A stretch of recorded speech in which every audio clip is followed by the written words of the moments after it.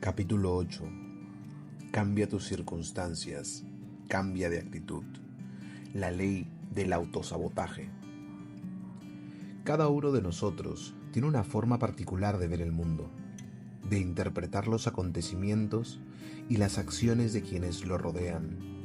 Esta es nuestra actitud y determina gran parte de lo que nos sucede en la vida. Si nuestra actitud es en esencia temerosa, veremos lo negativo en toda circunstancia. No aprovecharemos las oportunidades que se nos presenten. Culparemos a otros de nuestros errores y no aprenderemos de ellos. Si somos hostiles o desconfiados, haremos que otros sientan esas emociones en nuestra presencia. Saboteamos nuestra carrera y relaciones al crear inconscientemente las circunstancias que más tememos. Sin embargo, la actitud humana es maleable. Si adoptamos una actitud más positiva, abierta y tolerante con los demás, generaremos una dinámica diferente. Aprenderemos de la adversidad, crearemos oportunidades de la nada y atraeremos a la gente. Debemos explorar los límites de nuestra voluntad y lo lejos que puede llevarnos. La libertad fundamental.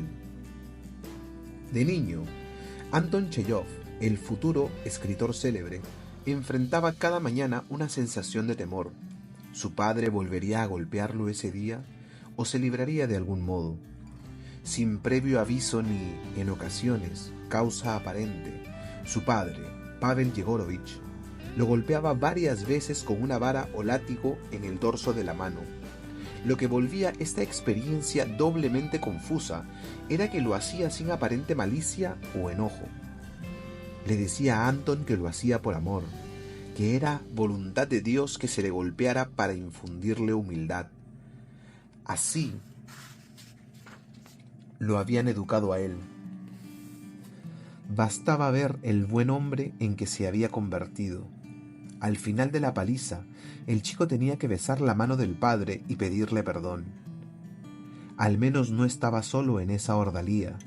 También sus hermanos, 4 hombres y una mujer, recibían el mismo trato. La golpiza no era lo único que temía. Cuando cada tarde oía los pasos de su padre fuera de la desvencijada casa de madera, temblaba de miedo. Muchas veces llegaba a esa hora a casa para pedirle al pequeño Anton que lo reemplazara en la tienda de abarrotes de la que era propietario. En la modesta ciudad de Taganrog, Rusia, donde vivía la familia, la tienda era insoportablemente fría casi todo el año. Mientras atendía el mostrador, Anton intentaba hacer su tarea, pero los dedos se le entumían pronto y en el tintero la tinta se congelaba. En esa caótica tienda, que olía a carne rancia, tenía que escuchar las sucias bromas de los campesinos ucranianos que trabajaban en la ciudad y atestiguar el lascivo comportamiento de los borrachos del pueblo, que llegaban en busca de un trago de vodka. En medio de todo eso, debía asegurarse de contar cada kopek, o de lo contrario, recibiría una paliza adicional de su padre. A menudo permanecía horas enteras ahí mientras su padre bebía en otro lugar. Su madre intentaba intervenir, pero su alma gentil no era digno rival de su esposo. El chico era muy joven para trabajar, decía ella. Necesitaba tiempo para estudiar y estar en la fría tienda arruinaba su salud.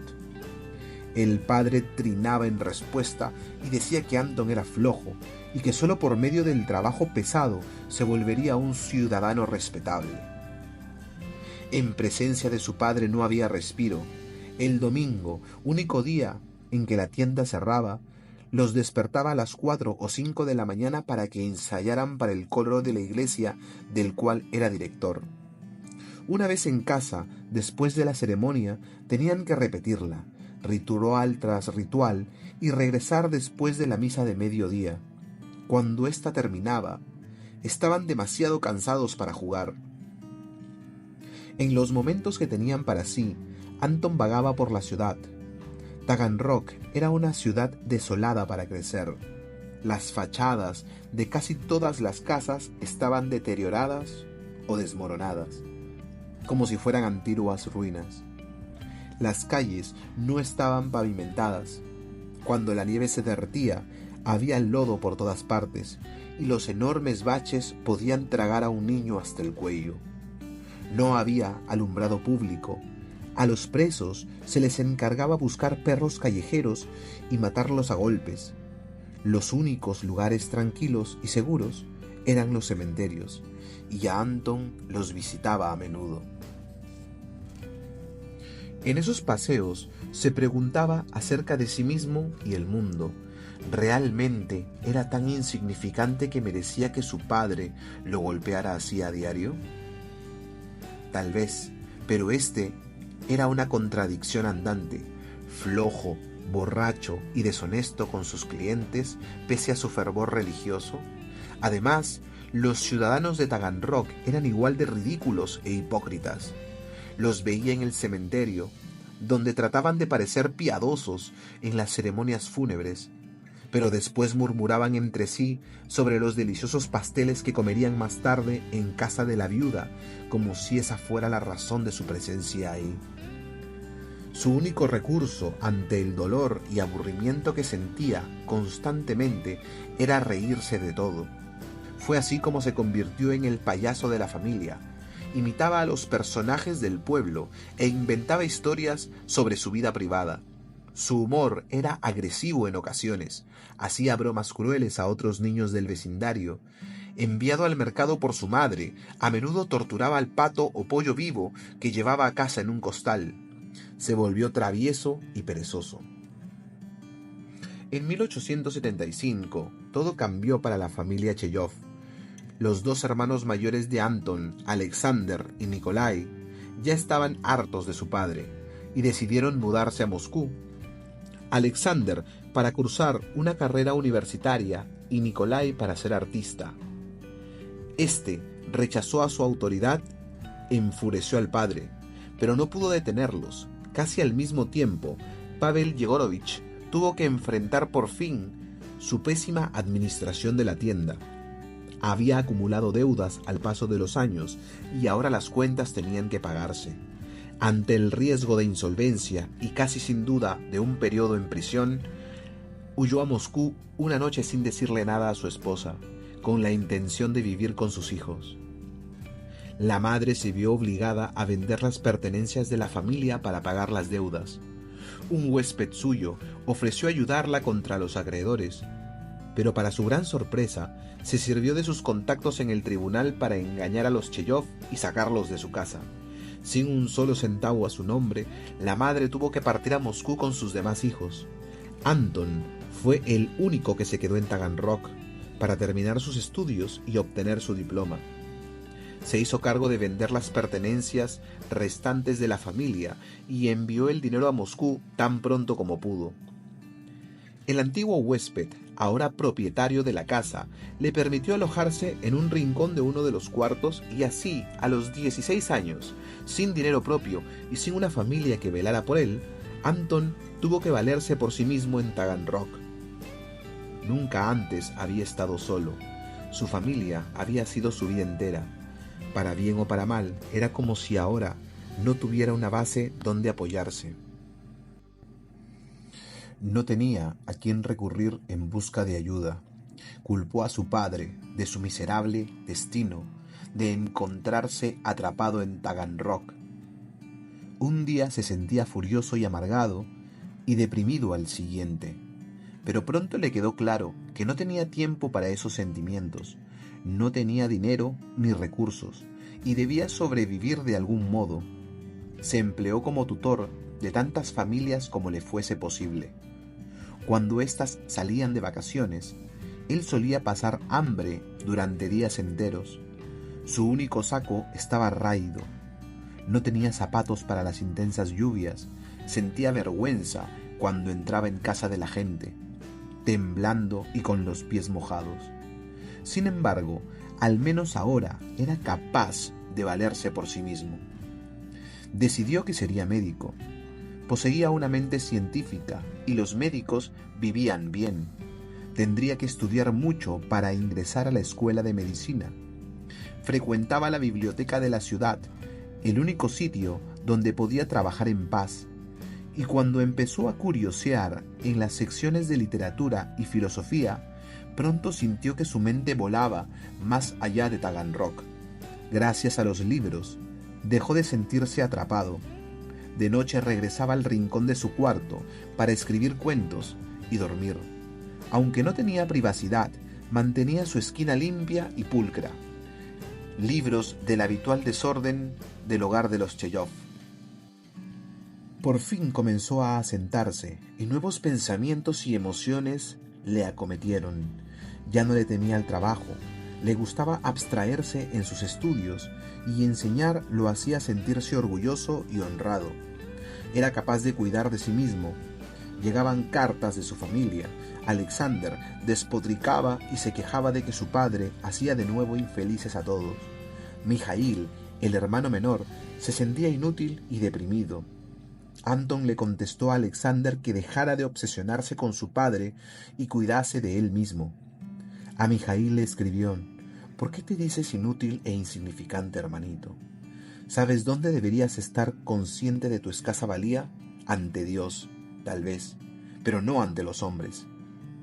Entre ellos debes tomar conciencia de tu valor. A él mismo le sorprendió el nuevo tono que adquirían sus cartas.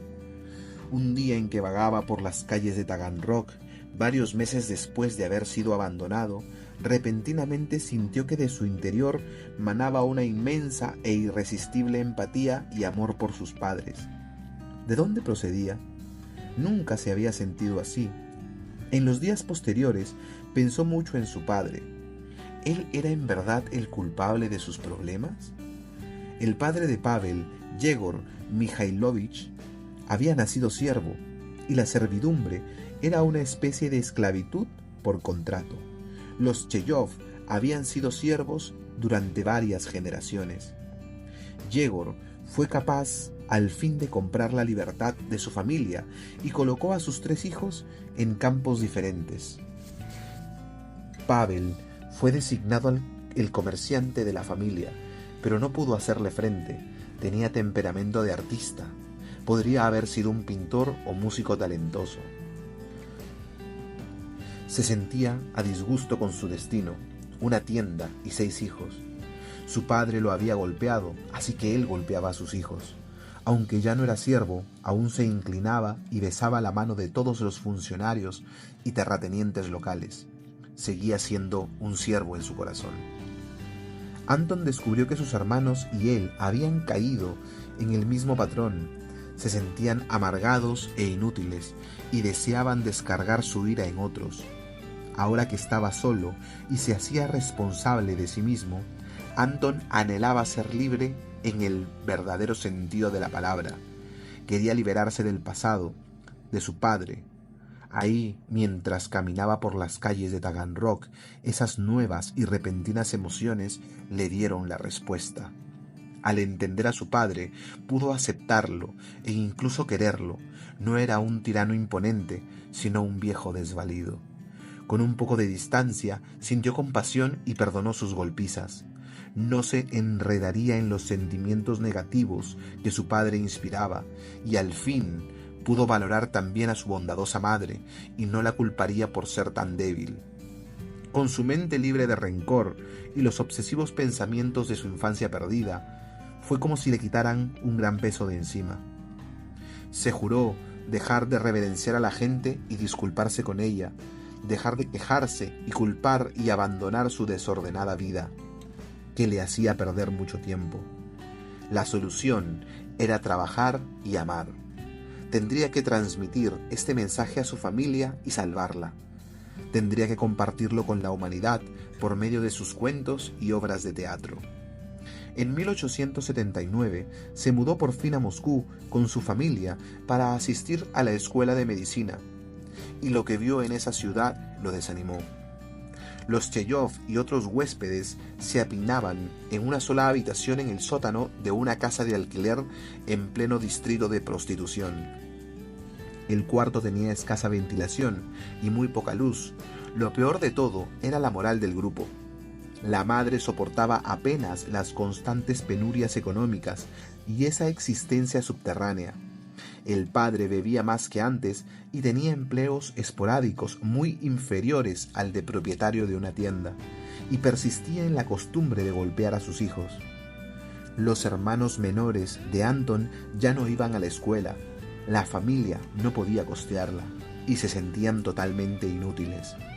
Mijaíl, en particular, estaba más deprimido que nunca. Alexander escribía para un par de revistas, pero creía merecer algo mejor y bebía mucho. Culpaba de sus problemas a su padre, por haberlo seguido a Moscú y rastrear todos sus movimientos. Nikolai, el artista, dormía hasta tarde, trabajaba de vez en cuando y pasaba casi todo su tiempo en la taberna local. La familia iba cuesta abajo a un ritmo alarmante y el vecindario donde vivían solo empeoraba las cosas. El padre y Alexander se habían ido a vivir a otra parte en fecha reciente. Anton decidió hacer lo opuesto, instalarse en ese cuarto abarrotado y convertirse en un catalizador del cambio. No predicaría ni criticaría, sino que pondría el ejemplo. Lo que importaba era mantener unida a la familia y levantarle el ánimo. A su madre y su hermana, que no podían más con el agobio, les anunció que se haría cargo de las labores domésticas. Cuando sus hermanos lo vieron limpiar y planchar, aceptaron compartir los deberes. Economizaba y ahorraba de su beca en la escuela de medicina y consiguió más dinero de Alexander y su padre. Con estos recursos, inscribió de nuevo en la escuela a Mijaíl, Iván y María. Se las arregló también para hallarle a su padre un mejor trabajo. Con el dinero de este y sus ahorros, logró mudar a toda la familia a un departamento más grande con vista a la calle. Se empeñó en mejorar todos los aspectos de la vida de su familia. Hacía que sus hermanos leyeran libros que él elegía y hasta bien entrada la noche discutían acerca de los más recientes descubrimientos científicos e interrogantes filosóficas. Poco a poco afianzaron los lazos afectuosos que los unían y empezaron a llamarlo Papá Antosha, el líder de la familia. La actitud quejumbrosa y lastimera que habían encontrado al principio desapareció casi por completo. Sus dos hermanos menores hablaban con emoción ahora de su carrera futura. El principal proyecto de Anton era reformar a Alexander, a quien consideraba el miembro más talentoso, pero también el más problemático de la familia. Una vez, Alexander llegó borracho a casa, insultó a su madre y su hermana y amenazó a Anton con romperle la cara. La familia había terminado por resignarse a esas diatribas, pero Anton no las toleraría. Al día siguiente le dijo a Alexander que si volvía a gritarle a cualquier otro miembro de la familia, lo echaría a la calle y lo desconocería como hermano. Debía tratar a su madre y a su hermana con respeto, y no culpar a su padre de que hubiera vuelto a beber y fuera un mujeriego. Debía tener dignidad, vestir bien y cuidar de sí mismo. Ese era el nuevo código familiar. Aunque Alexander se disculpó y mejoró su conducta, esta sería una batalla continua que exigía toda la paciencia y el amor de Anton, ya que la vena autodestructiva de los Cheyov estaba muy arraigada. Esto había llevado a Nikolai a una muerte prematura por alcoholismo, y sin una atención constante, Alexander seguiría con facilidad el mismo camino. Anton lo alejó poco a poco de la bebida y lo ayudó en su carrera periodística, gracias a lo cual Alexander estableció al fin una vida tranquila y satisfactoria. Un día, en 1884, Anton empezó a escupir sangre y fue evidente para él que se trataba de un síntoma preliminar de tuberculosis. Se negó a dejarse examinar por otro médico, porque prefería no saber y seguir escribiendo y ejerciendo la medicina, sin preocuparse por el futuro. Pero conforme su fama aumentaba, a causa de sus obras de teatro y sus cuentos, empezó a experimentar una molestia de otro tipo. La envidia y críticas mezquinas de sus colegas, integrados estos en varias camarillas políticas, se atacaban sin cesar unos a otros, y sus críticas alcanzaron a Cheyov, quien se había rehusado a aliarse con cualquier causa revolucionaria. Todo esto lo desencantó crecientemente del mundo literario. El elevado espíritu que había forjado con tanto esmero en Taganrog se disipaba. Se deprimió tanto que consideró abandonar por completo la escritura. A fines de 1889, ideó una manera de liberarse de su creciente depresión. Desde sus días en Taganrog, los miembros más pobres y despreciables de la sociedad le habían fascinado. Le gustaba escribir sobre ladrones y estafadores y sumergirse en su mente. Los más bajos integrantes de la sociedad rusa eran los presos, que vivían en condiciones horribles, y las peores cárceles de Rusia estaban en la isla de Sayalín, al norte de Japón. Ahí se alojaban 5 colonias penales, con cientos de miles de prisioneros y sus familias. Aquel era como un estado sombra. Nadie en Rusia tenía idea de lo que en verdad sucedía en esa isla. Eso podía ser la respuesta a la desdicha que Chejov sentía entonces. Haría el arduo viaje por Siberia hasta aquella isla, entrevistaría a los delincuentes más insensibles, escribiría un libro sobre las condiciones que prevalecían en ese lugar. Lejos de las pretensiones del mundo literario, se pondría en contacto con algo muy real y recuperaría el ánimo generoso que había experimentado en Taganrog. Sus amigos y familiares intentaron disuadirlo. Su salud había empeorado y ese viaje podría costarle la vida. Pero entre más trataban de disuadirlo, más cierto estaba de que esa era su única salvación. Luego de un trayecto de 3 meses, llegó por fin a la isla, en julio de 1890, y se sumergió de inmediato en ese nuevo mundo. Su tarea era entrevistar a cada prisionero, entre ellos los asesinos más viles. Investigaba cada aspecto de su vida, presenciaba las más terribles sesiones de tortura y seguía a los convictos mientras trabajaban en las minas locales encadenados a carretillas. Los presos que habían cumplido su sentencia a menudo tenían que permanecer en la isla en campos de trabajos forzados, de manera que Sayalín estaba repleta de esposas a la espera de unirse a ellos en esos campos. Estas mujeres y sus hijas recurrían a la prostitución para sobrevivir. Todo estaba diseñado para degradar el espíritu de la gente y arrebatarle su dignidad. Esto le recordó a Chejov la dinámica de su familia, aunque a una escala muchísimo mayor. Esa era sin duda el más bajo nivel del infierno que él podría haber visitado, y le afectó mucho. Ansiaba regresar a Moscú y escribir acerca de lo que había visto. Había recuperado su sentido de la proporción. Esto lo liberó al fin de las insignificantes inquietudes y pensamientos que lo habían agobiado. Podría ya salir de sí mismo y sentirse generoso de nuevo. El libro que escribió, La isla de Sayalín, atrajo la atención del público y redundó en reformas sustanciales a las condiciones de la isla. En 1897 su salud se deterioró y escupía sangre con regularidad. No podría seguir ocultando su tuberculosis. El médico que lo trataba le aconsejó que dejara de trabajar y abandonara Moscú para siempre. Necesitaba descansar. Tal vez, si viviera en un sanatorio, prolongaría unos años más su vida. Chejov desoyó esos consejos. Viviría como si nada hubiera cambiado.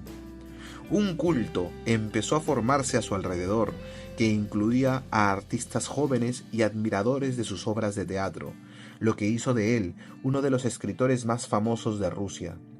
Recibía a numerosos visitantes y, pese a su dolencia, irradiaba una calma que asombraba a casi todos. ¿De dónde provenía? ¿Había nacido así?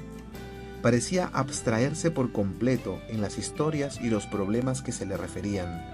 Nadie lo oyó hablar nunca de su enfermedad. En el invierno de 1904, cuando su afección empeoró, repentinamente deseó hacer un viaje al campo en un trineo abierto. Escuchar las campanas del trineo y aspirar el aire frío había sido siempre uno de sus mayores placeres, y necesitaba sentirlo una vez más. Esto lo animó tanto que las terribles consecuencias no le importaron. Murió pocos meses después.